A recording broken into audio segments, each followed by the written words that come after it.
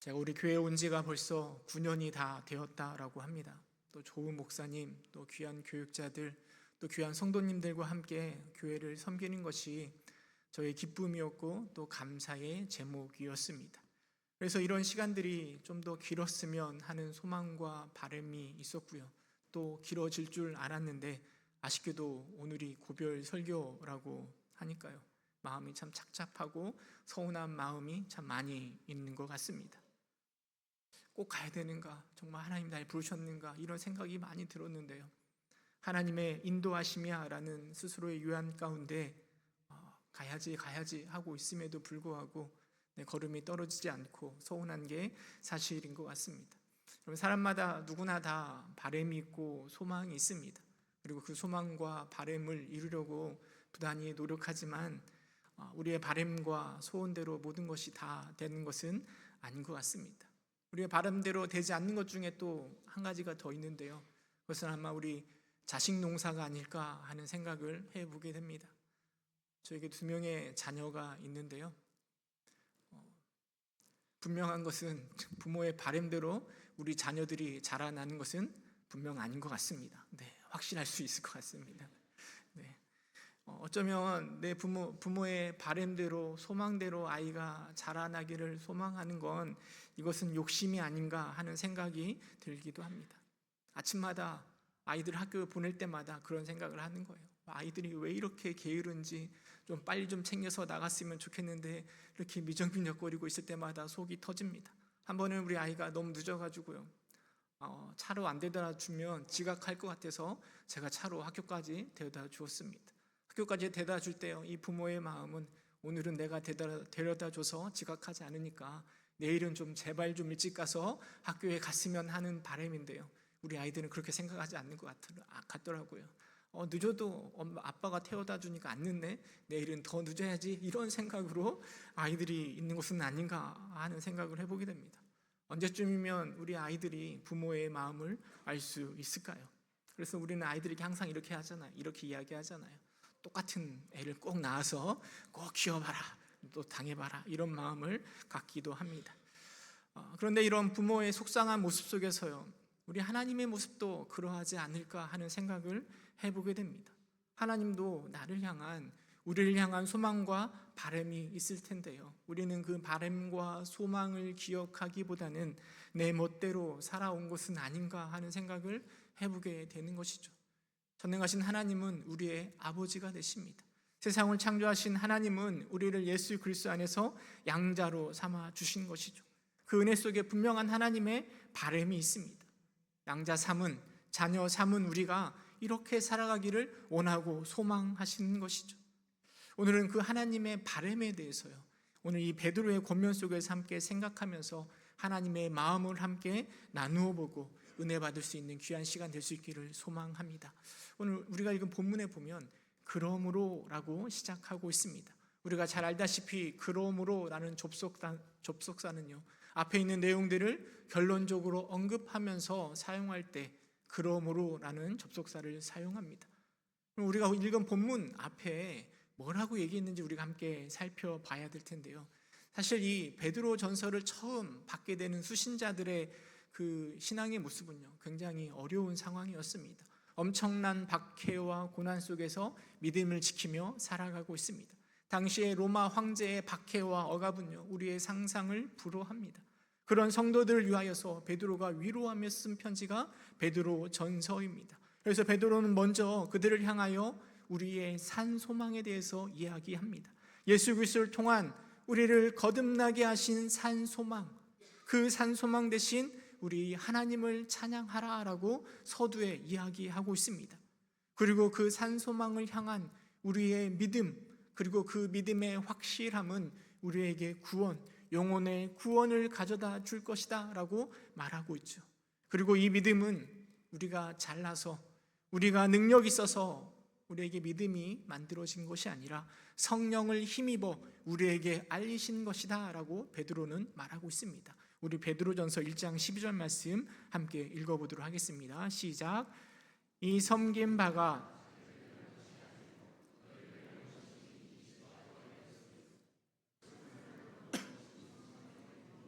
복음을 전하는 자들로 이제 너희에게 알린 것이요 천사들도 살펴보기를 원하는 것이니라.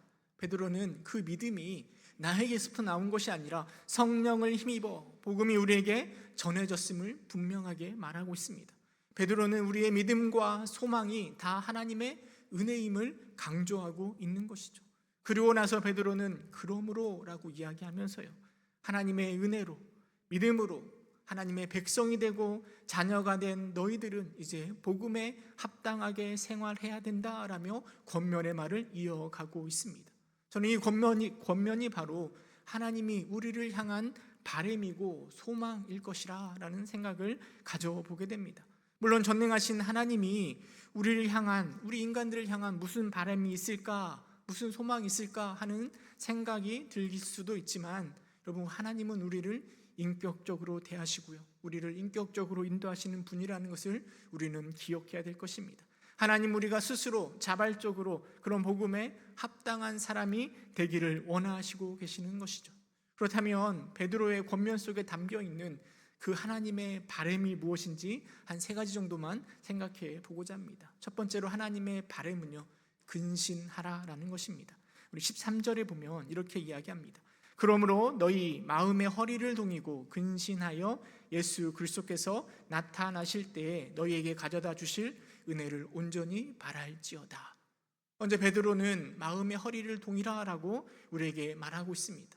허리를 동인다라는 것은요, 달리기를 하기에 앞서서 신발끈을 고쳐 묶는 것처럼 여행길을 떠나기 전에 의복을 허리띠로 단단히 조이는 그 태세를 취하는 것을 우리에게 말하고 있는 것입니다. 이스라엘 백성들이 유월절을 지켰는데, 유월절에 이스라엘 백성들은 허리를 동이고 양고기를 먹었습니다. 이것은 지금 당장이라도 애굽에서 나올 수 있는 것들을 준비하고 마음의 가짐을 가지라라는 의미입니다. 그리고 근신하라라고 말하고 있습니다.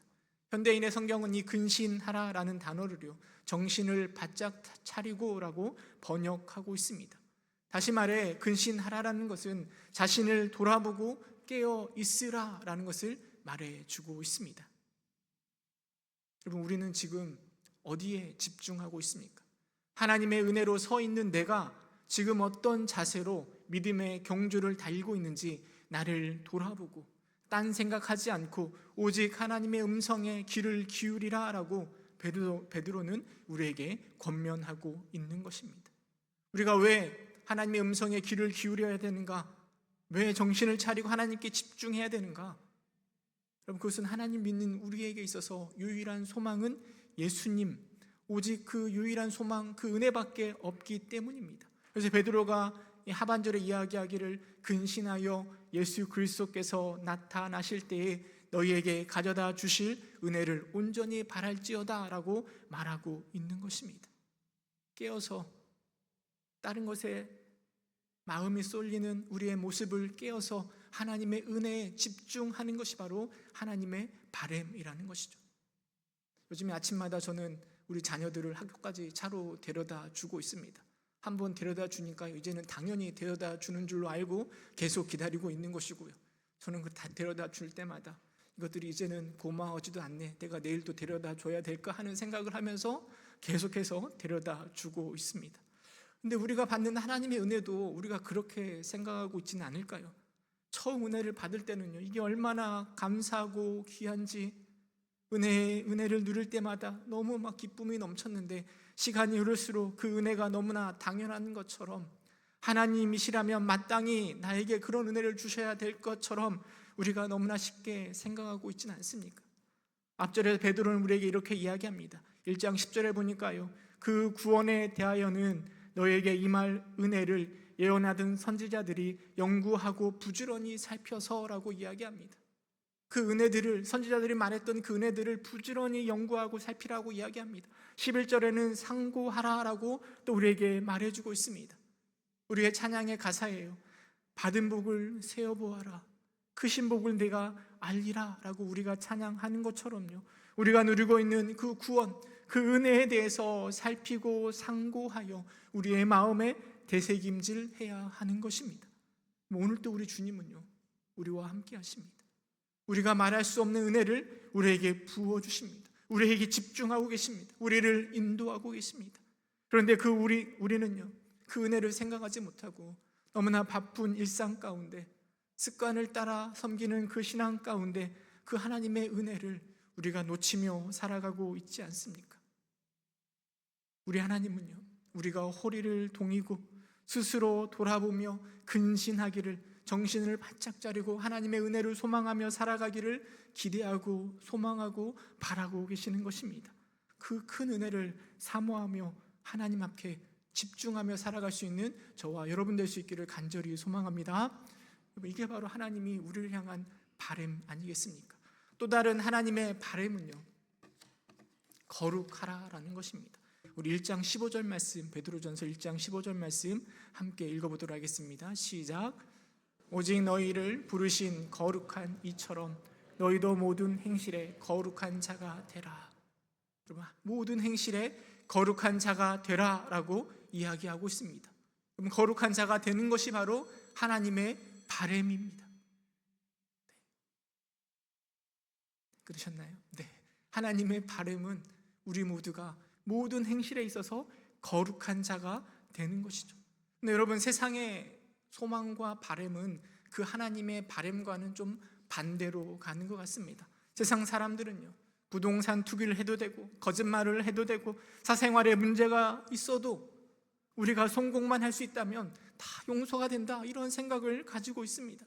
대통령이 될 수만 있다면, 국회의원이 될 수만 있다면, 우리가 부자만 될 수만 있다면, 온갖 죄를 다 짓더라도 그렇게 성공만 할 수 있다면 다 용서가 되는 것이고 오히려 추앙받고 존경받는 세상이 우리가 살아가는 세상의 모습입니다. 근데 그 세상의 흐름이 우리의 교회로 자꾸 넘어오는 게 문제인 것 같습니다.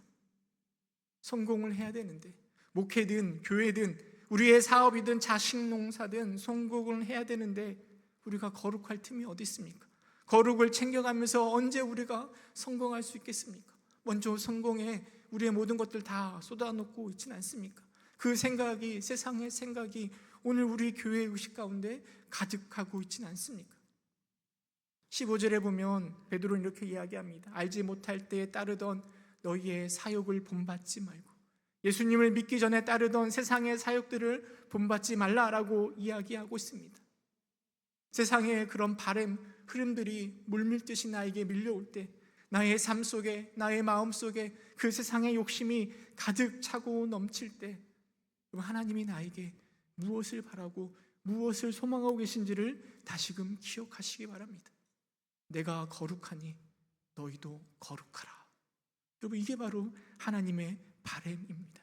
여러분, 그렇다면 거룩의 의미가 무엇입니까? 무엇이 거룩한 것입니까? 거룩을 설명할 때 흔히들요, 우리는 구별됨으로 그 거룩을 설명합니다. 거룩은 세상과의 구별됨이다. 구별됨, 세상과의 구별됨이 바로 거룩이다라고 이야기하고 있습니다. 그러나 여러분, 그 구별됨이 단지 세상과의 벽을 쌓고 우리가 교회 안에서 신앙생활하고 종교생활하는 것만으로 우리의 거룩을 이해하려고 해서는 안 될 것입니다. 베드로가 말하고 있는 그 거룩은요, 어떤 의식적인 또는 종교적인 거룩을 말하는 것이 아닙니다. 성전에 나와서 하는 제사와 여러 가지 모습들, 율법을 지켜내는 것들 물론 중요하죠. 그러나 우리가 종교의식과 또 율법에 사로잡힐 때, 오늘 우리의 삶 속에서 얘기하면 주일을 맞이하여서 아침부터 새벽까지 교회에서 열심히 봉사하고 또 찬양하고 헌금을 드리고 규칙을 하고 기도를 하고 교회 안에서 열심히 우리 신앙생활을 이루어 갈 때, 여러분, 우리가 놓칠 수 있는 것이 바로 우리 일상의 삶을 놓칠 수 있는 것입니다. 교회 안에 담을 쌓고 교회 안에 갇혀 거룩을 이뤄갈 수는 있지만 그것은 마치 변화산에 있었던 제자들의 모습과 동일합니다. 변화산에서 신기한 것들을, 그 기적들을 맛보았을 때 제자들은 이곳이 좋사오니 초막을 짓고 이곳에 살게 해주십시오라고 고백하였습니다. 우리가 교회 안에서 그 거룩을 만들어갈 때 우리가 그렇게 고백할지도 모르겠습니다. 그러나 여러분, 예수님은 변화산이 아니라 변화산에서 내려오셔서 세상 사람들과 더불어 기적을 베푸셨고요, 세상 사람들을 위하여 십자가를 짊어지셨고 부활하심으로 그의 구원 사역을 감당하신 것 아니겠습니까? 하나님의 거룩함과 같이 우리가 거룩해진다고 할 때요, 그 거룩은 세상과의 구별된다라는 그 거룩은요, 세상과의 완전한 단절을 말하는 것이 아닙니다. 또는 형식적인 율법들, 종교적인 의식들로 나를 가득 채우는 거룩을 말하지도 않습니다. 하나님이 말씀하시는 거룩은 믿음이 주는 새로운 마음의 태도, 새로운 마음의 목표, 새로운 삶을 향한 방식들, 그 가치들을 가지고 일상으로 나아가 그 믿음대로 살아내는 것이 바로 하나님이 말씀하고 있는 거룩의 모습입니다. 세상과 나를 차단하여 교회 안에서 살아가는 거룩이 아니라 일상으로 들어가 새로운 가치로 세상과의 바램과는 좀 반할 수 있지만 그럼에도 불구하고 믿음을 가지고 구별된 모습으로 살아가는 것, 이것이 바로 하나님이 우리에게 바라고 계시는 거룩의 모습일 것입니다. 물론 우리는 교회에서 때를 따라 돕는 하나님의 은혜를 누립니다. 창립 60주년을 맞이해서요, 60일 은혜로 기도회를 통하여 우리는 풍성한 은혜를 누리고 있습니다. 또 여러 가지 행사를 통하여 많은 은혜들을, 또 교제를 통하여 많은 은혜들을 누리고 있습니다. 교회 안에서 풍성한 은혜를 누리는 우리들은요, 그 은혜를 마음에 품고 이제는 세상으로, 나의 일상으로 나아가는 것입니다. 예수님이 자신의 사명을 지키기 위해서 자기를 죽이려고 하는 그 예루살렘으로, 자신을 죽이는 사람들이 가득한 예루살렘으로 들어가신 것처럼 우리는 세상 속으로, 우리의 일상으로 들어가서 은혜를 가지고 살아내는 것이 바로 우리 하나님이 우리에게 간절히 요청하시는 거룩의 모습이라는 것입니다. 사실 교회 안에서요, 거룩의 모습을 가지는 것은 어떤 면에서는 참 쉽습니다. 오히려 그 거룩을요, 가정에서, 직장에서, 이웃 가운데 유지하는 것이 더 어렵고 피곤한 것 같습니다. 교회 안에서는 적당히 거룩의 가면을 쓰면 되잖아요. 그런데 내 친구 앞에서, 내 가족들 앞에서 내 욕심과 내 기질과 내 욕구를 감추어 두고 믿음으로 구별된 삶을 살아가는 것은요, 너무나 피곤한 일이 될 것입니다. 그러나 여러분, 하나님의 바람을 기억하면서요, 힘들고 어렵지만 거룩을 위해서 한 걸음 한 걸음 나아가시길 소망합니다. 내가 이미 구원받았으니까 거룩하면 좋고 아니면 말지, 이런 말이 아닙니다. 베드로는 우리에게 분명하게 말하고 있습니다. 두려움으로 지내라. 하나님은 사랑이시지만 그 중심까지 살펴보시는 하나님 앞에서 두려움으로, 경외함으로 지내라라고 이야기하고 있습니다. 저는 그 두려움이요, 거룩을 추구할 때 두려운 마음을 가지고 그 거룩을 향해 나아가야 된다라고 말씀드리고 싶습니다. 그런 거룩으로 하나님을 기쁘시게 할 수 있는 저와 여러분 될 수 있기를 주님의 이름으로 축원합니다. 세 번째로 하나님께서 우리에게 바라시는 것은요, 서로 사랑하는 것입니다. 우리 베드로전서 1장 22절 말씀 함께 읽어보도록 하겠습니다. 베드로전서 1장 22절 시작.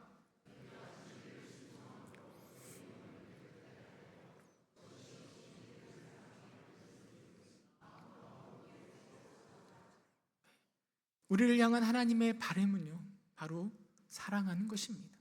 근데 그냥 사랑하는 것이 아니라 마음으로 뜨겁게 사랑하라 라고 이야기하고 있습니다. 뜨겁게 사랑한다라는 것은 어떤 온도를 말하는 것이 아니라 우리가 최선을 다하여 열정적으로 서로 사랑하라라는 것을 말해주고 있는 것입니다. 저는요, 이 거룩의 끝판왕이 바로 서로 사랑하는 것이라고 생각되어집니다.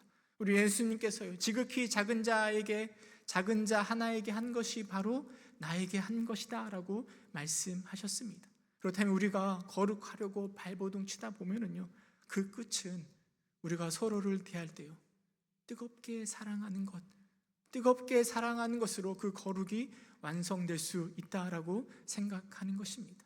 하나님의 바람은요, 타락한 우리를 그리스도의 보혈의 능력으로 구원하신 하나님의 바람의 끝은 우리가 서로를 뜨겁게 사랑하는 것입니다. 이 방법적인 측면에서요, 뜨겁게 사랑하는 것은요, 예수님이 우리를 사랑하는 것처럼 우리가 서로를 사랑하는 것입니다. 본문도 우리에게 동일한 것을 말해주는 거죠. 형제 사랑하기에 이른 것은 우리가 믿음을 가지고 진리를 순종함으로 믿음을 가지고 진리 앞에 순종함으로 나아갈 때 우리가 거짓 없이 형제를 사랑하기에 이르렀다라고 고백하고 있습니다. 우리가 사랑이 많아서 형제를 뜨겁게 사랑할 수 있는 것이 아닙니다. 하나님의 인도하심을 따라 살아가다 보니, 진리에 순종하며 살아가다 보니 형제를 뜨겁게 사랑하는 것에 도달하게 되는 것입니다. 예수님께서 우리에게 큰 두 계명을 가르쳐 주셨습니다.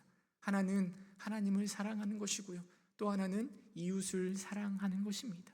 이 두 계명은 분리된 것이 아니라 서로 연결되어 있는 것입니다. 하나님을 사랑하는 것은 이웃 사랑으로 이루어지는 것이고요, 이웃을 사랑하는 것이 곧 하나님을 사랑하는 것입니다. 우리가 누군가를 사랑한다고 할 때요, 여러분, 그 사랑을 사랑하면서 또 무엇까지 사랑하게 되는가 하면 그 사람이 사랑하는 것조차도 우리는 사랑의 마음을 가지게 되는 것 아니겠습니까? 저는 아내를 사랑합니다. 하늘만큼 땅만큼 사랑합니다. 그런데 우리 아내는요, 깨끗한 것도 사랑합니다. 깨끗한 것도 사랑해요. 그래서 제가 생각할 때요, 이거 너무 지나친 거 아니야? 이렇게까지 깨끗할 필요가 있는가라는 생각이 들기도 하지만, 그럼에도 불구하고 그렇게 깨끗하려고 노력하고 있습니다. 왜냐하면 제가 아내를 사랑하기 때문입니다. 물론 아내가 두려운 것도 조금 있긴 합니다. 그럼에도 불구하고 아내를 사랑하기 때문에 더 깨끗하려고 노력하고 있습니다. 우리의 형제를 뜨겁게 사랑하는 것도 마찬가지입니다.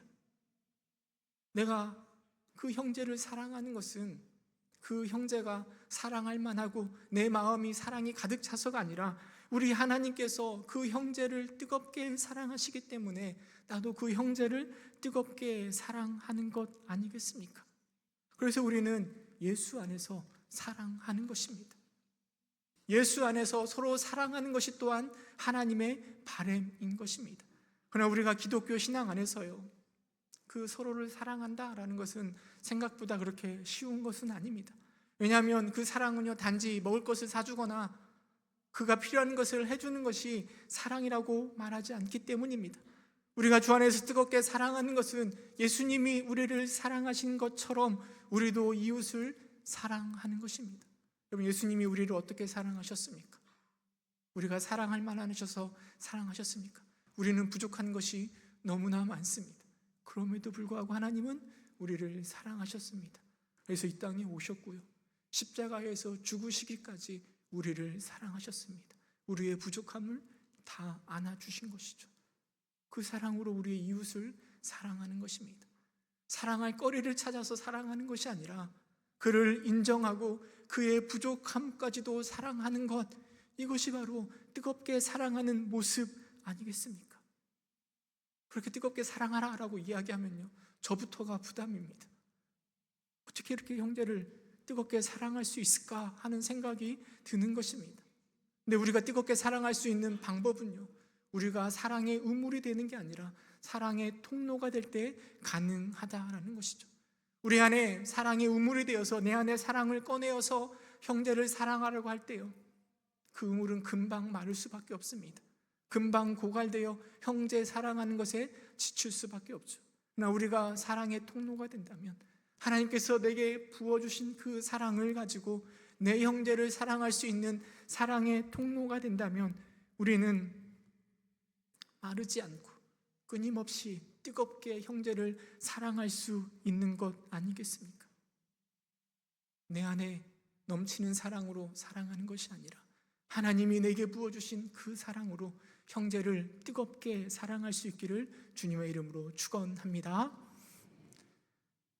말씀을 준비하면서요, 지난 9년간 부평 동북교회에서의 여러 가지 사역들을 생각해 보았습니다. 새가족부를 섬기기도 했고요, 또 전도 폭발부로, 또 여러 가지 행사들로, 또 코로나 시절을 지내왔고, 또 여러 가지, 또 올해는 특별히 은혜로 기도회를 통하여 풍성한 여러 가지 사역들을 감당했습니다.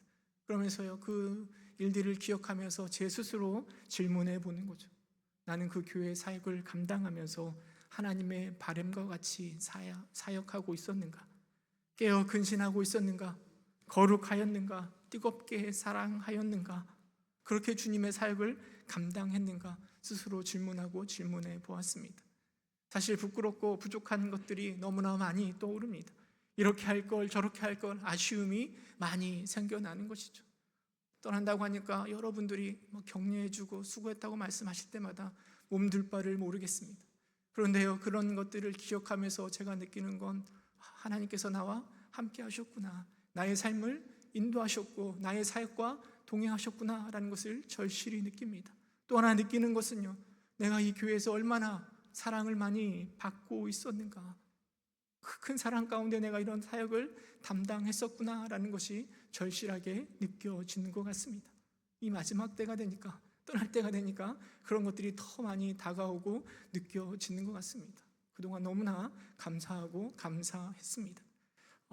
이제 아쉽게 이제 다른 사역지로 떠나게 되었지만은요, 비록 같은 교회에서 섬기는 건 아니지만 우리는 동일한 하나님을 섬기는 자들 아니겠습니까? 어느 곳에 있든지 어떤 곳에 있든지 어떤 상황에 처해 있든지 하나님이 우리를 향한 그 바람을 함께 기억하였으면 좋겠습니다. 그리고 그 안에서 깨어서 근신하려고, 하나님의 은혜를 더 사모하려고, 세상의 욕심을 버리고 더 거룩하려고, 구별되려고, 또 서로를 뜨겁게 사랑하려고 노력하고 수고하는 저와 여러분 될 수 있기를 주님의 이름으로 축원합니다. 그래서 하나님의 마음을 시원케 할 수 있는 그 더운 날에 얼음 냉수와 같은 저와 여러분 될 수 있기를 주님의 이름으로 축원합니다. 여러분, 지난 9년 동안 너무나 행복하고 또 감사했습니다. 여러분 사랑하고요, 축복합니다. 네, 함께 기도하겠습니다. 참 사랑이 많으신 하나님,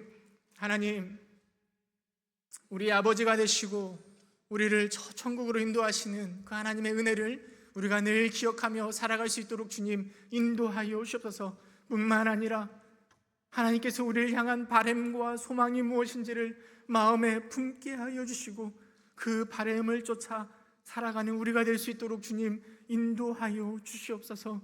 하나님, 늘 깨어서 하나님의 은혜를 구한 자 될 수 있도록 주님 인도하여 주시고, 세상의 사욕을 따르는 것이 아니라 거룩해지려고 도전하는 자 되게 하여 주시고, 우리가 서로를 뜨겁게 사랑할 수 있는 그 마음을 품을 수 있도록 주님께서 인도하여 주시옵소서. 예수님의 이름으로 기도드립니다.